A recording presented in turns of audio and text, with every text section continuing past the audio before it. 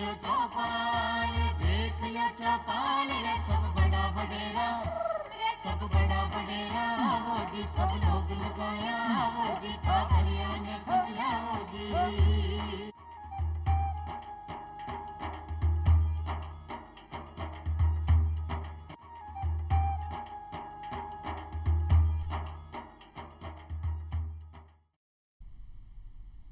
ग्रामीण बहन भाइयों राम राम। बहनों और भाइयों, आज पूरा देश एक इसी शख्सियत को जन्मदिन मना रहे है, बाको नाम है Babasaheb doctor B R Ambedkar. B R Ambedkar Saheb पूरे भारत को संविधान लिखो, जितना भी प्रावधान है कल्याण का, जनता के कल्याण का, चाहे वह गरीब जनता हो अमीर हो, जितना भी प्रावधान है वह बाबा साहब की देन है। सामाजिक समरसता का प्रतीक डॉक्टर बी आर अम्बेडकर की जानकारी लेके आज आपने चौपाल में पधारा है श्री रमेश चंद्र जी। आइए। नमस्कार। आप मुख्य महाप्रबंधक है, BSNC रिटायरमेंट है। राम राम साहब। राम राम। दूसरा अपना विशेषज्ञ है श्री यादराम सिंह जी, आप साहित्यकार और लेखक हैं, आपको भी राम राम साहब। जया आर्य साहब, अब आप बात करा बी आर अम्बेडकर के समरसतावादी बात की करा, तो आर्य साहब सबसे पहले बात करा आप यादराम सिंह जी शू। यादराम सिंह जी, बात आवे सामाजिक समरसता की। सामाजिक समरसता की चीज है, ई पर प्रकाश डालो जा। सामाजिक समरसता का हम सामान्य शब्दों में ये अर्थ लगाते हैं कि भारत में रहने वाले सभी लोग बिना किसी जाति, धर्म, वंश और लिंग के सब लोग आपस में सब समान हो, सब एक रहें, सब में भाईचारा हो और सभी स्वतंत्र हों, और कोई किसी पे किसी तरह का भेदभाव नहीं हो, अत्याचार अन्याय नहीं करे। ये सामाजिक समरसता का अर्थ में समझता हूँ। अरे साहब, सामाजिक समरसता को जो अर्थ बतायो, अगर आपा बाबा साहब ने इस चीज को जोड़ के देखा तो बाकी विवेचना करनी चाहा तो के तरीके से विवेचना करी जा। देखिए, सबसे पहली बात है, बाबा साहब का सबसे बड़ा कंट्रीब्यूशन जो देश के लिए है वो संविधान है, और संविधान में उन्होंने सबसे ज़्यादा जोर दिया था फंडामेंटल राइट्स पर। तो हम लोगों को ये समझने की बात है कि जब देश आज़ाद हुआ 1947 में, उससे पहले देश की क्या हालत थी। पहले अंग्रेज़ों के गुलाम थे, उससे पहले मुग़लों के गुलाम थे, उसके पहले खिलजी और इनके गुलाम थे। तो बाबा साहब ने जब यहाँ आकर के विदेश से पढ़ाई करके जब यहाँ आए, तो उन्होंने अध्ययन करके ये पता लगाया कि यहाँ पे सबसे बड़ी जो तकलीफ़ थी कि पूरा समाज जो है ना वो हायरार्किकल सोसाइटी में, ये बड़ा है, ये छोटा, ये उससे छोटा, ये उससे छोटा, इस तरह से बटे हुए थे। और इसके कारण से जो योग्यता थी वो जन्म से डिसाइड होने लग गई थी कि भाई जो राजा का लड़का वही राजा बनेगा, जो शिक्षित है वही शिक्षित बनेगा, जो वैद्य है उसी का लड़का वैद्य बनेगा। तो इससे क्या हुआ था कि योग्यता को कम मौका मिलने लगा। तो इसके कारण से जो सामाजिक समरसता वो ख़त्म हो गई, और यही कारण उनके हिसाब से हमारी गुलामी का सबसे बड़ा कारण था। तो उन्होंने संविधान में सबसे पहले फंडामेंटल राइट्स रखे। उनका मानना ये था कि जब आदमी गुलाम होता है तो उसके इनिशिएटिव और क्रिएटिविटी, जो अपने मन से कुछ करने की या अच्छा काम करने की, रचनात्मक काम करने की उसकी जो क्षमता होती है ना, उसको कुंद कर दिया जाता है मालिकों के द्वारा। तो उसको वापस खोलना है तो उसको बोलने की स्वतंत्रता, काम करने की स्वतंत्रता, ये सब चीज़ें देनी ज़रूरी थी। तो उन्होंने सबसे ज़्यादा इस चीज़ को फंडामेंटल राइट्स रख के, संविधान लिख करके इस देश को एक ऐसा संविधान दिया जिससे कि यहाँ के सारे लोगों को बराबर अवसर मिले। अब मैं आपको छोटा सा उदाहरण बताता हूँ। एक व्यक्ति डाकू था, लोगों को लूटता था। किसी ने उसको, ऋषि मुनि ने उसको बताया कि भाई तू क्यों लूटता है। तो उन्होंने कहा कि मैं तो पेट पालने के लिए लूटता हूँ। बोले कल को सज़ा मिलेगी तो तेरे घर वाले भी साथ जाएंगे। कहने वो घर वाले क्यों जाएंगे, सज़ा तो मैं ही भुगतूंगा। तो फिर उनका भी तू अच्छा काम कर। अच्छा काम क्या कर सके, तू पढ़ाई लिखाई कर, विद्वान बन जा। अब वो ऋषि बन गया जिनका नाम है वाल्मीकि। तो उन्होंने क्या करा, एक रामायण की रचना कर दी। तो कहने का मतलब ये कि जब मौका मिलता है तो एक आदिवासी बालक भी रामायण जैसे ग्रंथ की रचना कर सकता है।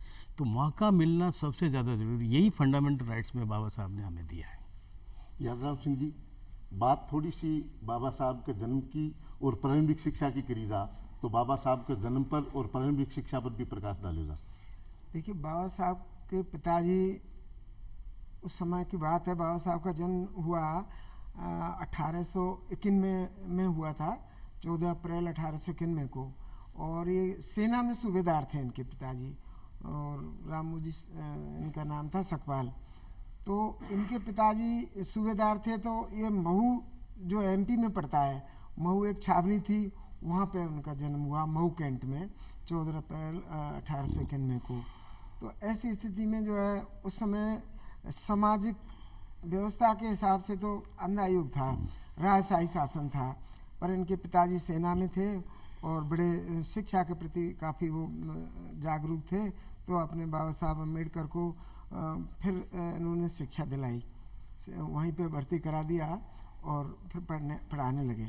बाद में बड़े होकर के बाबा साहब सितारा में तो कुछ बड़े हुए, तो सितारा में एडमिशन इनको दिलाया।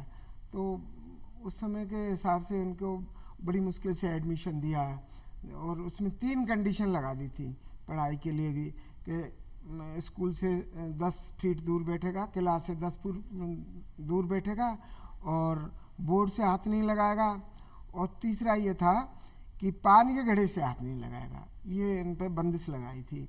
तो कभी कभी जब पानी पिलाने वाला चपरासी नहीं होता था, तो बाबा साहब प्यासे ही रह जाते थे और घर जाके पीते थे।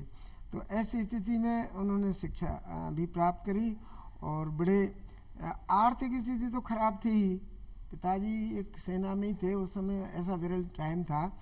तो आगे चल के किसी तरीके से वो पढ़ पाए। उनकी ये था कि मैंने परेशानी उठाई है तो मेरे बच्चे तो कुछ आगे बने, आगे निकले, ये बात। अजी साहब, जहाँ जिक्र करो यादराम सिंह जी के बाबा साहब बहुत यानी विकट परिस्थितियां में एजुकेशन भी के बावजूद भी बाबा साहब है उच्च शिक्षा ग्रहण करी, कानूनविद भी बना, संविधान तक लिखो है। के परिस्थितियां में आगे तक पहुंच गया, के संघर्ष करता करता कौन सा तरीके से आगे पहुंचा, ये पर भी थोड़ी बताइएगा। संघर्ष तो बहुत करना पड़ा था। देखिए, सबसे पहला संघर्ष तो जैसे यादराम जी ने बताया कि उनको शिक्षा प्राप्त करने में पड़ा था।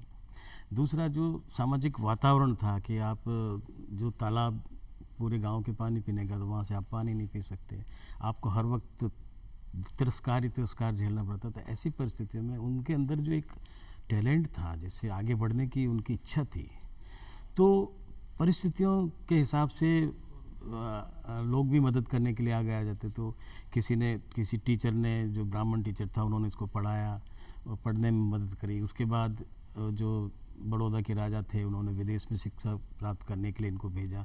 लेकिन टैलेंट इनके अंदर बहुत ज़बरदस्त था।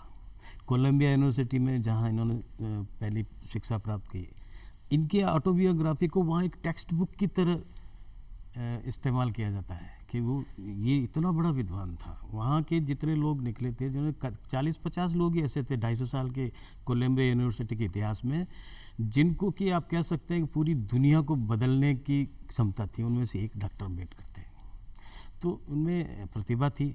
इसके अलावा ये ज़बरदस्त देशभक्त थे। देखिए, जिस व्यक्ति को बचपन से इतना संघर्ष करना पड़ा जातिवाद के नाम पे, लेकिन जब संविधान लिखने की बात आई तो उन्होंने एक भी शब्द देश के विरुद्ध नहीं लिखा। सारा का सारा पूरे देश के हित के हिसाब से लिखा, पूरा कहीं भी दलितों के लिए अलग से एक शब्द नहीं लिखा उन्होंने।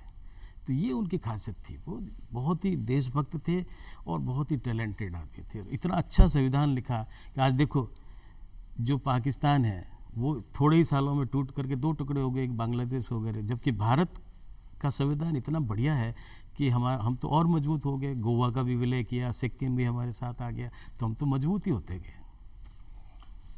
यादराम सिंह जी, बाबा साहब को कहना हो कि शिक्षा, संघर्ष और एकता, तो बाबा साहब शिक्षा, संघर्ष और एकता तीनों के तरीके से जोड़ना चाहवा, अभी अपन लोगों जानकारी देंगे।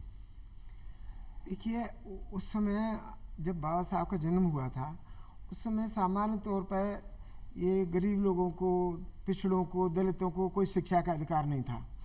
बल्कि ऐसी स्थिति थी कि गांव के बाहर रहना पड़ता था इनको, और जो है कोई इन पर रोज़गार नहीं थी। जब शिक्षा नहीं था तो रोज़गार नहीं थी, केवल दास्ता और गुलामी करने का काम था जो भी सामान्य वर्ग के लोगों का।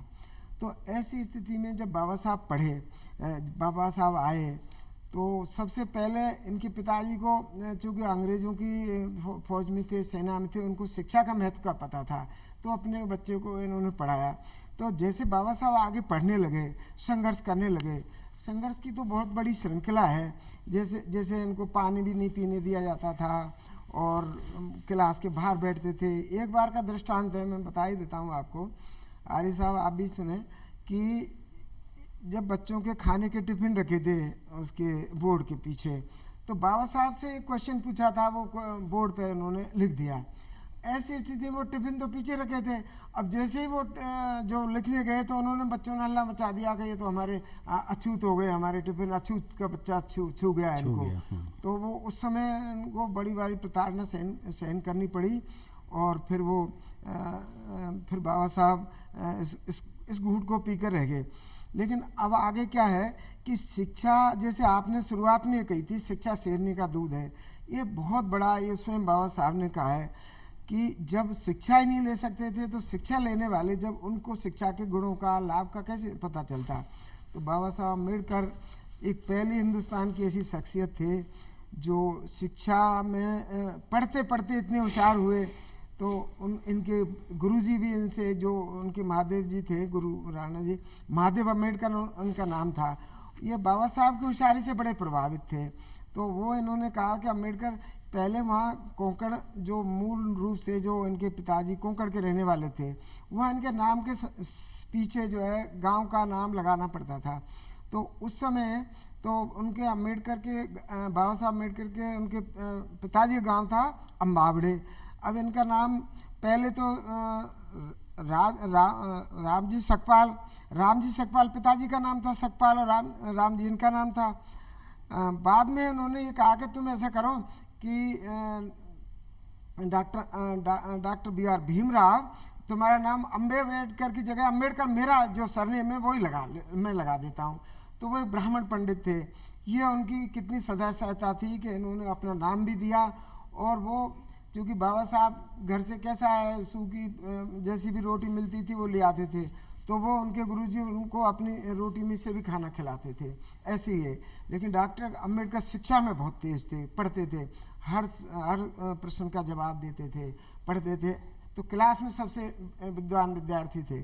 फिर आगे भी इनको पढ़ने में उन्होंने मदद की और एडमिशन दिया। एडमिशन होने के बाद भी ये 10वीं में, 9वीं 10वीं में, 8वीं में भी सब अच्छे मार्क्स प्राप्त करते रहे। फिर इनकी ये बात चलती तो राजा तक पहुंची, बड़ौदा महाराज तक। फिर बड़ौदा महाराज ने इनको, और बच्चों के साथ भी थे, तो इनको जो है विदेश में पढ़ने के लिए इनको स्कॉलरशिप थी। तब 1913 में विदेश में पढ़ने के लिए भेजा था। ये था। तो दर्शकों, दोनों विषयों से निकल के अब आता है कि शिक्षा बहुत ज़रूरी है। अगर आदमी के पास में शिक्षा होगी तो सारी समस्याओं को समाधान हो जाएगो। आर्य साहब, बात आवे है कि बाबा साहब को कहना हो कि समाज है वो समतामूलक होना चाहिए। समतामूलक समाज की वहाँ बहुत कल्पना करी और भी को संविधान में भी उल्लेख करो, तो भी को क्या उद्देश्य है? देखो, अगर आप 1947 को जब देश आज़ाद हुआ, उस टाइम की परिस्थितियों को देखें तो ये 576 प्रिंसिपलिटीज़ रियासतों में बटा हुआ था और अंग्रेज़ों ने 190 साल के उनके शासनकाल में इस सामंत व्यवस्था को ख़त्म नहीं करा था, उन्होंने राजाओं को अपने अंडर में करा था। तो बाबा साहब ने ये देखा कि इस समाज के अंदर, भारत के अंदर, अगर एक डेमोक्रेटिक कंट्री के रूप में इसको लाना है तो सबको बराबरी का हक होना चाहिए। डेमोक्रेसी का मतलब क्या है? सबसे बड़ा बेसिक प्रिंसिपल लोकतंत्र का ये है कि हर मनुष्य जो है वो बराबर का हक रखता है, इंसानियत। वो चाहे वो बहुत बड़ा बिजनेसमैन हो चाहे लेबर हो, दोनों बराबर हैं क्योंकि मानवता उन दोनों में है। तो ये कैसे हो सकता है? ये तभी होगा जब सबको बराबरी का हक मिलेगा। तो इसके लिए उन्होंने कहा कि इनका हक मारा किसने है? तो उन्होंने उसको ध्यान से उसको अध्ययन करके उसके बाद उन्होंने बताया कि भाई बराबरी का हक मिलना है तो एक फंडामेंटल राइट्स उन्होंने लगाया कि भाई सबको बराबर का हक मिलना है, सबको बोलने की स्वतंत्रता होनी चाहिए, काम करने की स्वतंत्रता, जैसा चाहे वो काम कर सके, तभी योग्यता आगे बढ़ेगी। तो इसलिए उन्होंने ये समतामूलक समाज की एक कल्पना की थी और वो इसलिए ज़रूरी था कि जो हमारा 47 से पहले हम बार बार गुलाम हो रहे थे। कभी खिलजी आए तो उन्होंने रूल कर लिया, कभी लोधी आए तो उन्होंने रूल कर लिया, कभी मुग़ल आए तो उन्होंने रूल कर लिया, कभी तैमूरलंग आया तो लूट के ले गया, मोहम्मद गजनी आया तो लूट के ले गया, मोहम्मद गोरी आया तो लूट के। ये सब कैसे क्यों हो रहा था? क्योंकि हमारे यहाँ कुछ खास लोगों को जन्म के आधार पर राइट्स मिल गए थे जो कि योग्यता के आधार पर होने चाहिए थे। इसी कारण से उन्होंने कहा था जब तक हम समतामूलक समाज नहीं बनाएंगे, सबको बराबरी का हक नहीं मिलेगा, तब तक देश तेजी से आगे नहीं बढ़ सकता। देखो उन्होंने, हाँ मैं एक मिनट आपकी बात का सपोर्ट कर रहा हूँ मैं, जो आपने कहा था ना शिक्षा, देखो बाबा साहब के टाइम में 1917 की रूस की क्रांति हुई, 27 साल से चीन की भी क्रांति का माओ से तुंग का संघर्ष चल रहा था, और माओ से तुंग ने कहा था power comes from the barrel of gun. लेकिन बाबा साहब ने क्या कहा? बाबा साहब ने नहीं कहा ये बात, जबकि उनकी आंखों के सामने क्रांतियां हो रही थी। उन्होंने कहा power comes from the knowledge. और जो लोग लगातार सदियों से नीचे के नीचे रखे गए हैं, जिनको स्कूल से दूर रखा गया है, जब तक वो नॉलेज नहीं करेंगे, इसलिए उन्होंने वर्ड लिखा था एजुकेट। आपने कहा ना शिक्षा, संघर्ष, यूनाइट, एकता, एजुकेट, एजिटेट, यूनाइट। आप एजुकेट करो पहले, जब एजुकेट होंगे तब उनको लगेगा अरे हमारे साथ तो बहुत अन्याय हो रहा है, तो वो एजिटेट करेंगे, कुछ पाने के लिए संघर्ष करेंगे, जो अन्याय कर रहा है उनके विरुद्ध वो संघर्ष करेंगे, और संघर्ष करने लगेंगे तो उनको यूनाइट होना पड़ेगा। तो इसलिए उन्होंने 3 शब्दों में दलितों को मैसेज दिया, एजुकेट, एजिटेट, यूनाइट। तो ऐसा करने से वो समाज जो सदियों से वंचित रहा है वो मेन स्ट्रीम में आ जाएगा, मेन स्ट्रीम में आ जाएगा। इसलिए उन्होंने कहा था जब आप ऐसा करोगे तो एनिहिलेशन ऑफ द कास्ट, जातिवाद जड़ से खत्म हो जाएगा। वो नहीं चाहते थे कि जातिवाद बना रहे, वो चाहते कि जातिवाद जड़ से खत्म होगा, सबको बराबरी का अधिकार। अरे साहब एक बात मैं कहना चाहता हूँ आपकी इसमें, कि बाबा साहब ने एक बड़ी महत्वपूर्ण बात कही थी इस संबंध में, देश के कंटेस्ट में ये बात कही थी कि देश जब वर्णों में, जातियों में बटा हुआ है, समानता नहीं है, असमानता है, और उच्च वर्ण निम्न वर्गों पर बहुत तरह के अत्याचार करते हैं, तो उन्होंने कहा कि हमारा देश इन व्यवस्थाओं से पहले ही गुलाम हो चुका है। तो सबसे पहले आवश्यकता यह है कि जातिवाद खत्म होना चाहिए देश में। जातिवाद से देश मजबूत होगा, और मजबूत होने के बाद देश विकास करेगा। तो जातिवाद को उन्होंने सबसे बड़ी एक बाधा बताया, कमजोरी बताया, देश की प्रगति में बाधा बताया था।